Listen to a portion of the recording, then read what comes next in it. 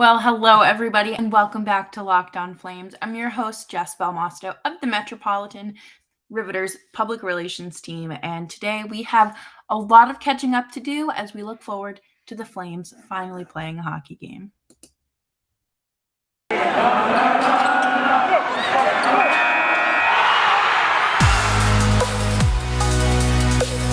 You're Locked On Flames, your daily podcast on the Calgary Flames. Part of the Locked On Podcast Network, your team every day.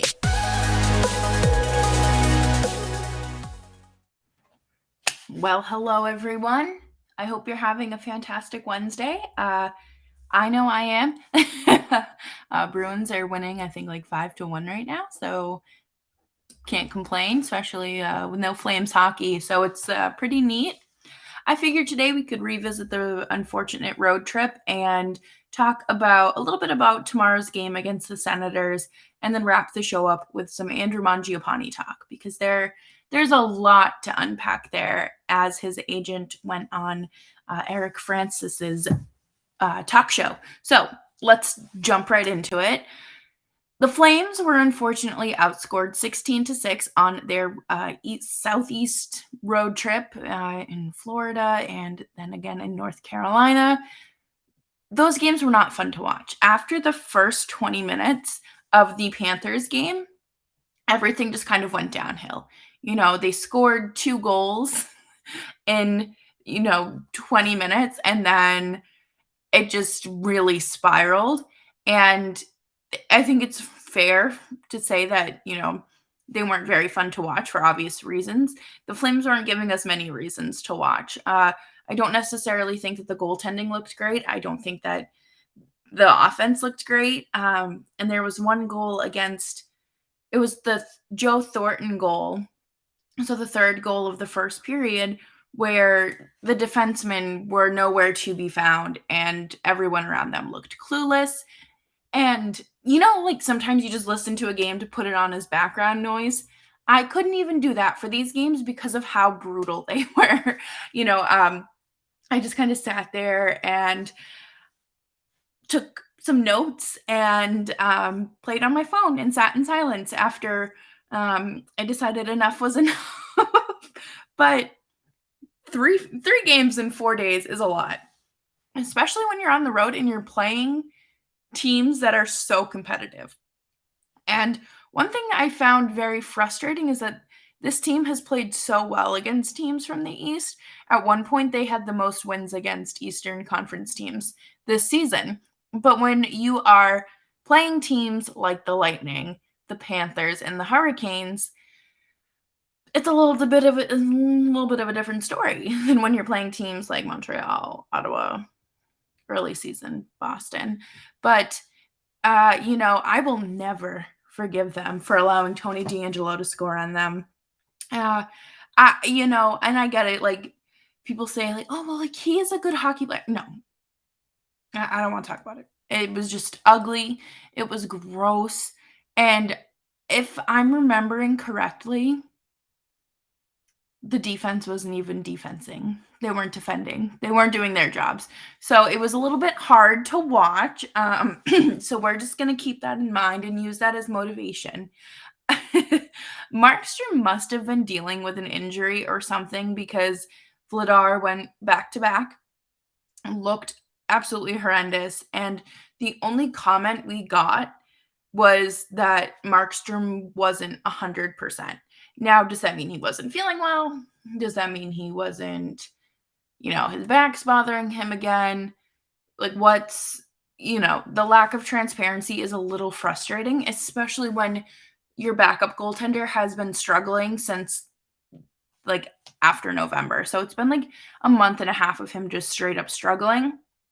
And it's such an odd thing, because I really thought that he would be able to bounce back. And we were only seeing small sample sizes of him at the start of the season, when, they pretty much were the best goaltending tandem in the league. But then when you have a lot of people kind of saying, oh, well, like, maybe this wasn't the right call, or bringing up the fact that he hasn't played well since November, and then Boston media kind of laughing at Tuukka's coming back and Vladar is just struggling. So, it's a lot to think about and a lot to try to digest. And hopefully this team can get back on track and, settle the score. Just kind of shake it off, get over it. But we're going to talk about that next because the Flames do play hockey tomorrow. And you know what we need to get through our days without hockey? Built Bar. Built Bar is a delicious tasting protein bar that tastes like a candy bar, and that's one of my favorite reasons. One of the reasons it's my favorite. Or one of my favorite reasons to promote it too, really, because it is such a delicious, sweet, just it reminds me of a candy bar, and I think anybody who's had one can agree, and that's what makes it great. And they come in a variety of different flavors that are, you know, uh, they have a variety pack. They have standalone flavors. They have limited time flavors. So you're going to want to get on that newsletter so you never miss an LTO, a limited time offer. And they are offering you a discount of 15% off when you use promo code LOCK15 at built.com at your checkout. So that's 15% off of your next order at built.com. And you can get that today. Thanks so much for tuning into Locked On Flames. I'm your host, Jess Belmosto, and make sure you're following me on Twitter at Jess Belmosto. So, you guys know that we have been playing without hockey. God, when was the last game? Was it Thursday? I feel like it's been a very long time since the Flames have actually played a hockey game. They were supposed to play on the 11th against the Islanders, but that was postponed due to, and then I feel like it's been forever since this team has played a game. And they will host the Ottawa Senators tomorrow, who are still on the hunt for their 10th win of the season. They're 9-18-2. So, things are not looking so hot for the Ottawa Senators and the other Tkachuk brother. But I've also seen a lot of conversations, or some, I shouldn't say a lot, about the Flames slipping in the standings. And then I just have to remind everyone, it's still January, okay? The Flames have played 30 games, but Vegas is ahead because they were not shut down at all, like most of the teams in the Pacific, or to the extent that the Flames were. So obviously teams are able to get ahead when one of the more competitive teams isn't playing. It makes sense.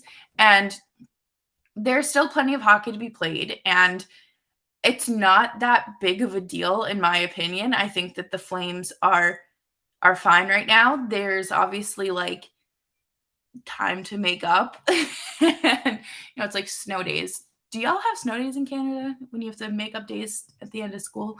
But it's, to me personally, I don't think it's that big of a deal. I think that it's important for this team to get back in the win column and to stack up a few more wins. These long breaks in between games is kind of frustrating because you don't have that momentum to build off of, or to even be able to build momentum. So I think that it's just a matter of shaking out these next few games until they're able to get back on a more consistent schedule. Now, don't forget, if you are going to the Saddle Dome for the game, they are implementing new guidelines. No eating or drinking, and masks must be worn at all times. Okay, pause. I'm not someone who eats during a hockey game because, one, the arena I go to is insanely expensive, but I'm constantly thirsty, and I will pay like $8 for a water. And I'm also someone who is just naturally dehydrated.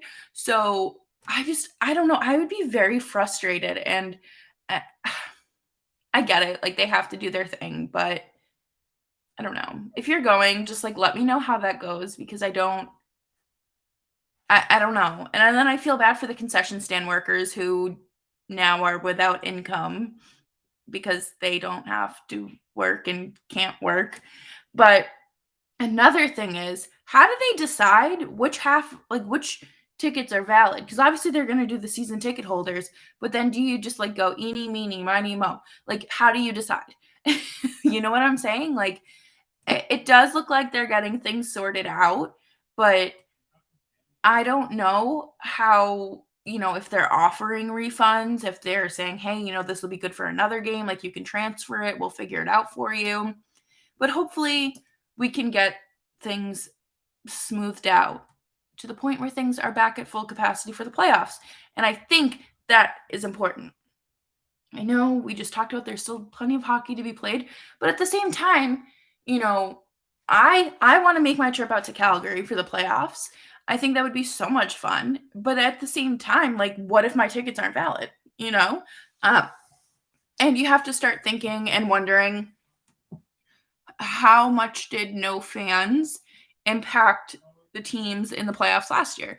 And that all the players have said their piece about it and saying how, like we build off the crowd's energy and things like that. So it'll be interesting to see if they also have like border restrictions again, because I know things are kind of getting intense again, but it just makes me wonder what arenas are going to do if things are capped again. Will tickets only be available to season ticket holders? How will they sell the packages? Are they going to price gouge in order to make up for their loss of revenue? Uh, Things like that.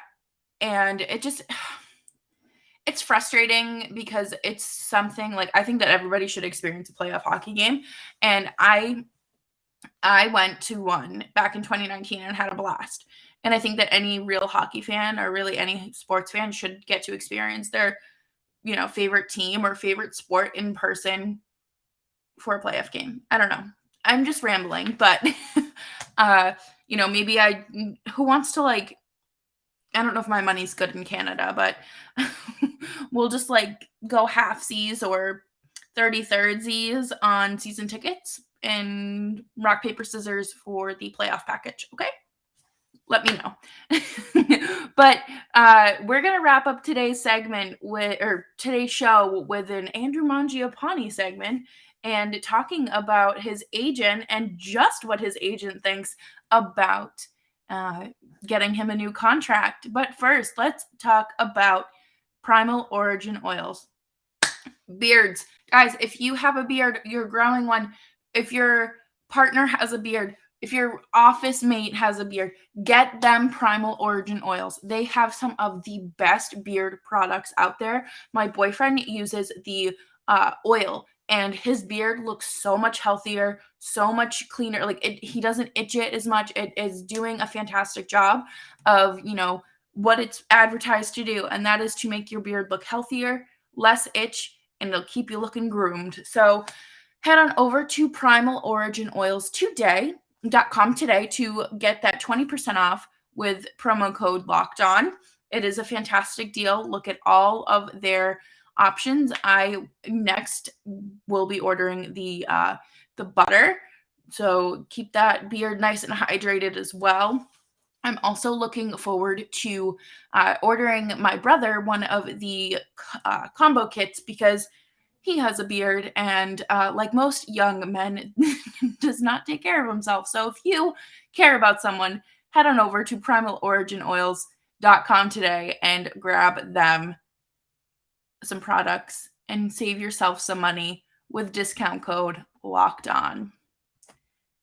I tell you all the time to make sure to rate this show, to leave a review, but now you can rate it on Spotify. So head on over to Spotify today and, of course, leave the show a 5-star rating because, the show is pretty neat, if I'm being honest. No biases here, but that'd be pretty neat to do. You know what else is pretty neat? Andrew Mangiapane. I've had the pleasure of talking to his agent, Mr. Winter, a few times, and he's a good guy. He's fun to talk to, and he was on Eric Francis's show to discuss, the contract, the upcoming contract, because he needs one at the end of this year. So, they in the interview they talked about potentially going to arbitration or just like negotiating a contract, but his agent wants a short-term deal. And I think that that's fair because right now, there are a lot of variables that are going to go into the contract negotiations. Is Johnny staying? Is Kachuk staying? You don't know these things right now. So you have to look at, uh, you know, what's realistic. And I talked last week about him seeing Brad Marchand money, and I think that's going to happen, but I don't know if that happens on this short term deal. I think that he makes, $4 or $5 million, but I do think that that he takes a smaller deal if it's like a true cap crunch. Captain Crunch, get it?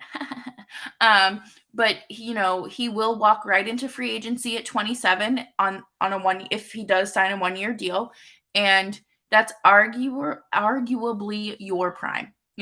We talk about players hitting their peak at like 27, 28, and I, personally, I don't know how Mangiapane gets better. What's he going to do? Score 30 goal season? I wouldn't doubt it. And I think that he's going to continue to trend upwards. And when that happens, there's absolutely no denying that he will be looking for a solid payday. And you know what? He will not have to worry about arbitration. He will not have to worry about a qualifying offer or anything like that next year because he does turn 27. And that's, the cutoff for free agency and things like that. So it does leave you wondering, does he want to stay a Calgary Flame? And does this look like a long-term picture for him and his agent? And I don't think that that's something we need to worry about at the moment. Personally, I think that there's still plenty of time to like let the chips fall into place and whatever. But I think his agent is right that there are bigger pieces that need to, be put in the puzzle before Andrew Mangiapane's deal gets done. And that's like no disrespect to Mangiapane, but like Gaudreau and Kachuk have seniority over you. And it's just like their deals are bigger. And you, oh my God, the $9 million qualifying offer is disgusting. I keep thinking about that. But I really hope that Mangiapane sticks around for a while. It would be nice to see. But I do think that we see a situation where he does take a shorter deal and a smaller deal. That way, the cap. Unfortunately, right now, the things look a little tight, and they'll have to look at that. But it is very important to make sure all of the pieces stay aligned. And like, this is a successful team. Right now, Mangiapane has 18 goals. He is tied for what he had last year, and that's a career high. So he's shooting for 19 and then 20, and then hopefully we see a 20 plus goal season from him, because again, there is so much hockey to be played, and it's just, he's fun to watch in all aspects. And I'm really looking forward to seeing him back out on the ice tomorrow night. I think that it'll be exciting to see everyone back out on the ice. So thank you all so much for tuning into today's episode of Locked On Flames. I'm your host, Jess Belmosto, and you guys know where to find me on social media at Jess Belmosto. Thank you so much for making Locked On Flames your everyday listen.